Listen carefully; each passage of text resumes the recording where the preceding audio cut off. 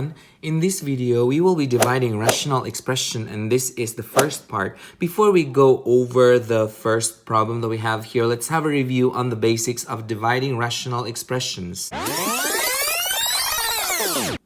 Please remember that in dividing rational expression, it's pretty much just like dividing fraction. What we do is we flip the divisor and multiply across. So in this case right here, if we have fraction or rational expression a over b divided by c over d, then the c over d fraction is our divisor, and we are supposed to flip this around so that d becomes the numerator and then the c becomes the denominator. So pretty much our a over b stays the same, but then our c over d has been flipped around, so it becomes d over c. And then after that, we're supposed to multiply them across. So that's how we got a times d over b times c. And this is true when b is not equal to 0 or c is not equal to 0, or both of them should not be equal to 0, because if they are equal to 0, then this expression becomes undefined.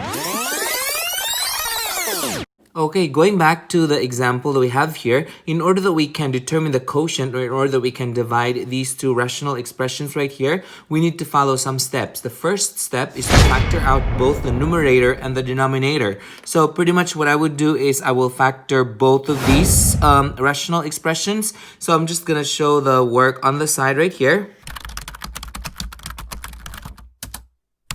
Okay, so I've divided this into 4 parts for all of the work that I'm going to show for each of these. So we're going to start with 6x squared plus 2x. Oh, by the way, in this example that we have here, or in this part, which is the first part, we will be factoring out the GCF for all of these expressions. So we're going to start with 6x squared plus 2x. So I'm just going to go ahead and write that up here.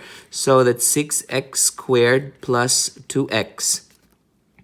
Now, what are we going to do next is we factor out the GCF. If you want to know how to factor out the GCF of a given expression, I will put the link of that video in the description box below. So, but we start with 2x. So the factors here would be 2 times x.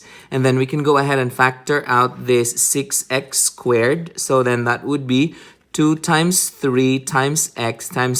So that is 6x squared. So then we go ahead and determine the common factor. So we got 2 here and we got x. So then our GCF is 2 times x, which is pretty much 2x. So then we factor out 2x, and then that would be the fastest way to determine what to place inside the parentheses here is we'll look at the leftover. So the leftover of x, 6x squared after we factored out 2x is 3x. So I can go ahead and write 3x there, and that's a plus. And then the leftover for 2x here is nothing, but again, it's not 0, but instead it's 1. And so if we use the distributive backwards, 2x times 3x is 6x squared, and 2x times 1 is 2x. So pretty much this 6x squared plus 2x can be rewritten as this. So that would be equivalent to 2x times 3x plus 1. Again,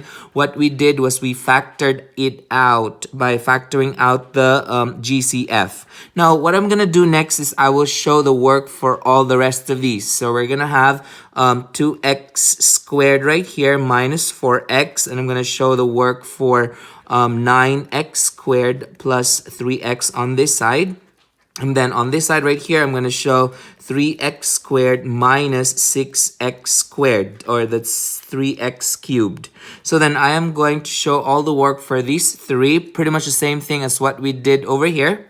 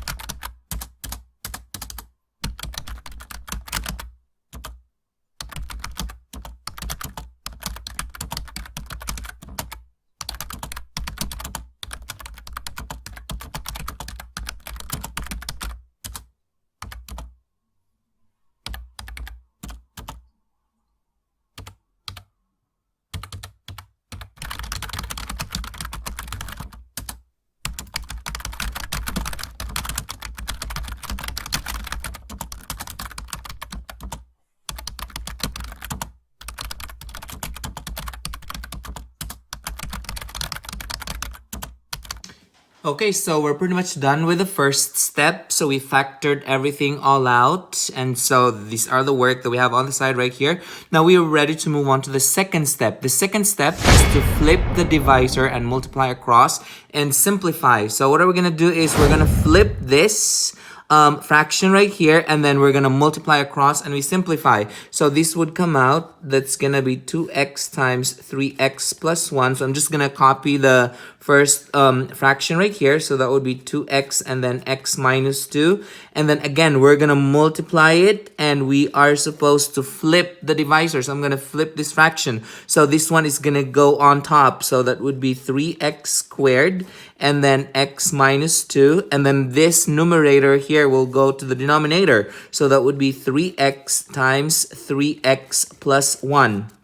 And then from here, we are going to simplify. So as you can see here, this 3x plus 1 and 3x plus 1 gets crossed out. But then again, we remember that this is not 0, but instead this is actually 1. And then we can go ahead and cross out x minus 2 and x minus 2 here. So then we are left with all the rest here would be, by the way, we can still cross out the 2x and the 2x. And so we are left with 3x squared. So that's 3x squared over 3x. And then all the rest are gone. So we already canceled them out. They turn into 1. So then we can go ahead and simplify this. We can expand this. So that would be 3. There are 2 x's. And then there's 3 at the bottom. And then there's 1 x. So we can cross out the 3. We can cross out the x. So the leftover for this is x. So the quotient for this is actually x. That means if we divide these two rational expressions, the answer would just be x. At this time, I would encourage you to pause this video and try this problem out on your own. And when you're done, unpause it and check your answer. Okay, so we go over the problem here. Again, pretty much we have the same step as the first one. The first step is to factor out both the numerator and the denominator. So then I am going to show the work on the side right here on how we factored them. Okay, so it's pretty much the same thing as what we did. So we are going to determine the GCF and factor it out. So I'm just going to show the work on the side right here.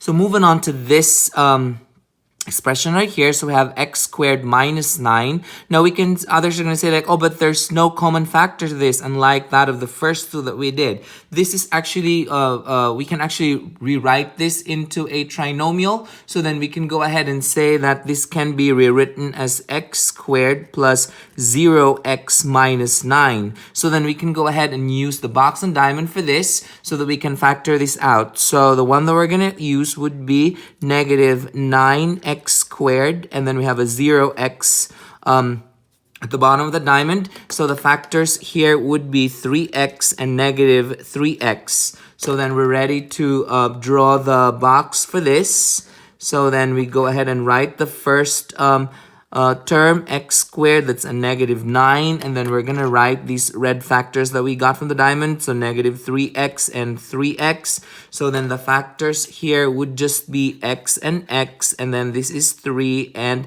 negative 3. So then the factors for x squared minus 9 is x plus 3 and x minus 3. And we can go ahead and write that over here. So that would be x plus 3 and x minus 3. So then we go ahead and do the same process, finding the GCF for this.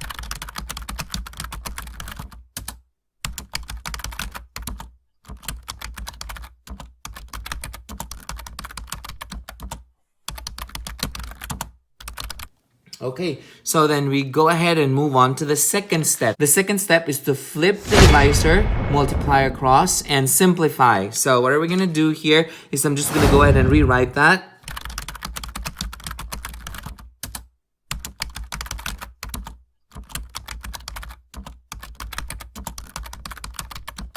So what I did was I flipped this fraction right here, and then that means the denominator becomes the numerator and the numerator becomes the denominator. So then we're going to simplify. So this x plus 3 gets crossed out, x minus 3 and x minus 3 gets crossed out. So we are left with 3x squared times 2 would be 6x squared, and then we have 2x left over here. Multiply that with quantity 3x minus 1, so I'm just going to go ahead and write that over here. So 2x and then parentheses 3x minus 1.